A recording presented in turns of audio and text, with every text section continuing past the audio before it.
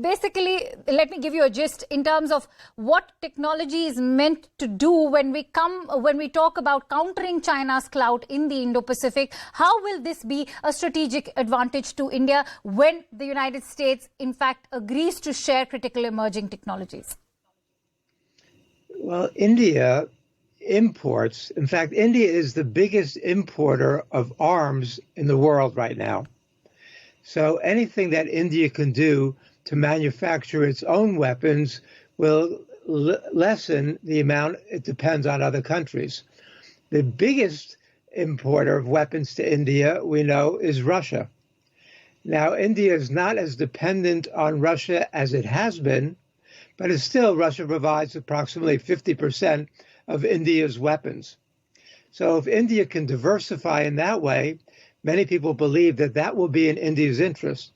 So far as China, the United States has learned a lesson from the Ukraine war, and that's with the financialization of the American economy, the military-industrial sector is not as strong as it used to be.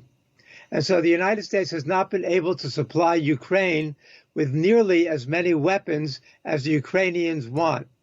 So one of the goals of certain American leaders is to not only diversify the supply chain with having India play a bigger manufacturing role, but also diversify military production with having India play a bigger role in terms of being a military arms producer. I'm not saying that's in India's interest. I don't think that's in the world's interest. What we see in recent years is a tremendous increase in military spending across the planet. I think that's the wrong direction for the world to go. You look at Asia. Japan is doubling its military spending, its defense budget. South Korea sharply increasing. The Philippines, Australia.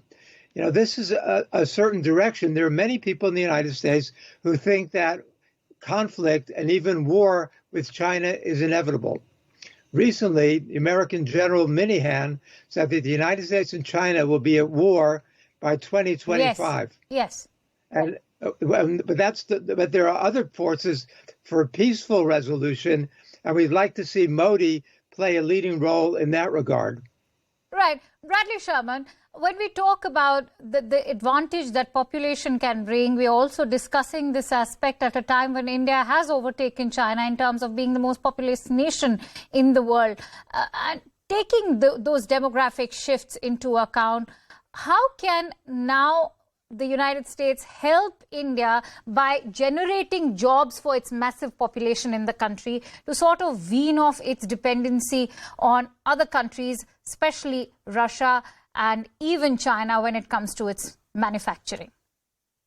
Sure. India provides a very attractive marketplace for the United States and its goods, but also a really robust labor market because it is still growing, meaning that labor costs remain relatively low. In China, because of their contracting population, their labor costs are actually increasing quite steeply. This will create a drag on China's economy long term. But for India, a country that is democratically elected, democratically governed, it has good protection over IP, intellectual property. And this, of course, is one of the bigger concerns right now with China and why India is such an attractive marketplace for Americans and American manufacturing. In fact, we know that companies like Apple Computers have already made inroads into India for its production. Obviously, there are a number of call centers located in India for American service sector type work. So this connection between the two countries economically is going to continue to grow based on the principles of a free market and one that in which intellectual property in particular is protected. Absolutely. Professor Peter Kuznick, let me also loop in all our viewers who are watching our broadcast right now. Prime Minister Narendra Modi has just had a meeting with the Boeing CEO. The kind of investment we are seeing from various technological firms come in. Right now, this meeting is happening. We don't know what is going to emerge out of this significant meeting, but we've already seen Prime Minister Modi interact with various tech CEOs. Having said that, Micron has already declared a significant investment in India when it comes to setting up semiconductor factories. when we talk about semiconductors, bringing them to India, its manufacturing, what will this mean? Because we've already seen a shift take place as far as manufacturing in China is concerned. Foxconn has already begun that process. Elon Musk was also in talks with Prime Minister Modi in terms of launching a Tesla station in India. But when we take all of these developments into account, how do you see countering of China when it comes to India, which already has declared itself as the voice of the global South? India certainly has the population, the skills, the education, the growing middle class to be a major technological leader in that way. You mentioned semiconductors. India now imports 80% of its semiconductors. India can be and will be producing much more internally and will have to import less. But the world is in great need of semiconductors, especially advanced semiconductors. If India can fill that void, that's exactly the kind of role that India should be filling.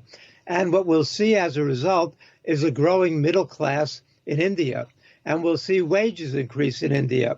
And we'll see more women in the workforce in India. We'll see a lot of positive change in India once India goes the direction it's been going, but even advances further down the road to being a technological leader. Bradley Sherman, when we talk about India purchasing Russian oil, we also heard John Kirby make a statement that we do hope that India will continue to buy Russian oil at the price cap or perhaps below the price cap. There was also a section within the American media that is talking about this maiden state visit of Indian Prime Minister as one that is aimed by the United States to sort of wean India's dependency of Russia. Do you think India will actually go ahead and do that? I think India will act in its best interest, and those interests will have to be weighed. Obviously, I'm not in the policymaking apparatus of the Indian government, but I think India's really approach this from a multimodal perspective. They're not shoring up one single alliance. They're looking at a number of different alliances that benefit the country in the long term. And we know that countries, in order to grow, need access to energy. And if they're able to get that energy from Russia, as they currently do, they will continue to do that in the future. And that is a very significant point that you've made. Professor, could you assess that point and perhaps deliberate further on what Bradley just had to say, because energy is playing a very significant role, and especially with the war disrupting those supplies, India's dependency on Russia continues to remain and perhaps will in the future as well. But should that be any sort of barrier in the existing Indo-US relationship dynamics? Because India has made it very clear it believes in a multipolar world. And I agree with Bradley on this. India has taken advantage of the cheap Russian oil. Before the invasion of Ukraine, India was 2% of India's crude oil was coming from Russia. Now approximately 45%. And it's getting it at cut rate prices. This is very good for the Indian economy, but it's not good for the United States and NATO. And they've tried to put pressure on Modi, but Modi is very independent. And that theme is not coming out in terms of this visit. This visit is all about friendship and collaboration between India and the United States. But we know that behind the scenes, there are other issues. China's a big issue. Russia's an issue. Indian democracy is an issue. Not that the United States democracy is very stable right now either, but that publicly it's